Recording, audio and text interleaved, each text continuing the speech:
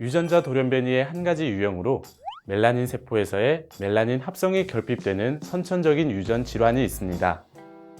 백색증이라고도 불리는 알비노는 몸에 색소가 결핍돼 흰색으로 변합니다.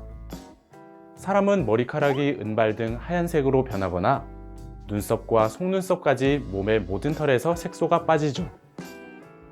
그런데 이 알비노가 사람뿐만 아니라 동물에게도 나타난다고 합니다.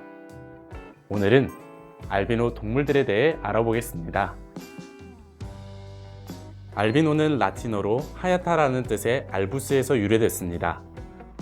동물의 모든 종에서 발견되고 있으며 우리나라에서는 예로부터 흰사슴, 흰소, 흰뱀 등이 발견돼 신성시되기도 했습니다. 순백의 알비노 동물은 겉으로 보기에는 화려하고 신비롭다는 생각이 들지만 사실은 제대로 보호받지 못하고 살아가기 때문에 생존율이 매우 낮습니다. 선천적으로 색깔 외에 다른 신체적 결손이 동반되기도 하며 알비노로 태어난 동물은 무리에서 왕따를 당하는 경우가 많습니다. 알비노를 가진 육식 동물의 경우 시력이 낮아 공격성과 민첩성이 동종에 비해 떨어지고 초식 동물은 하얀색이라 보호색을 가지지 못하므로 포식종에게 쉽게 노출되며 자외선 차단 능력이 없어 야외 활동 자체가 위험하기 때문에 생존율이 낮은 편입니다.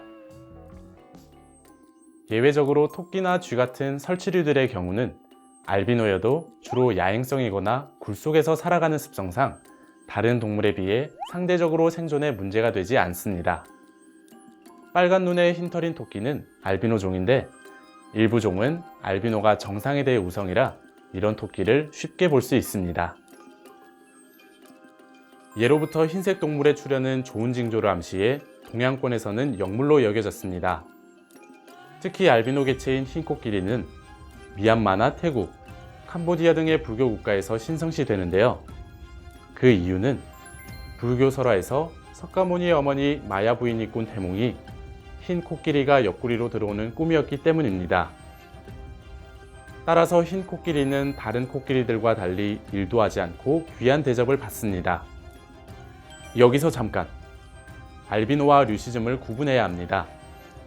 류시즘 역시 몸이 하얗게 보이지만 이는 유전자 탓이 아닙니다. 유전자는 정상인데 수정란이 세포 분열하고 조직이 분화하는 과정에서 문제가 생겨 몸 표면의 전체 혹은 일부의 색소 세포가 없어져 하얗게 보이는 겁니다. 동물의 경우 눈 색깔을 보면 차이가 금방 드러나는데요. 눈 색깔이 붉거나 분홍색이면 알비노고 다른 개체들처럼 정상적인 눈 색깔을 보이면 류시즘이라고 보면 됩니다. 일부 동물원에서는 알비노 동물을 태어나게 하기 위해 무리하게 근친교배를 진행해 논란이 일고 있습니다. 볼거리를 위해 의도적으로 하는 행동이기 때문이죠. 자연적으로 태어나는 알비노 동물을 막을 수 없지만 이들의 삶이 평탄하지만은 않은 만큼 의도적 근친교배 행위는 반드시 삼가야 할 것입니다.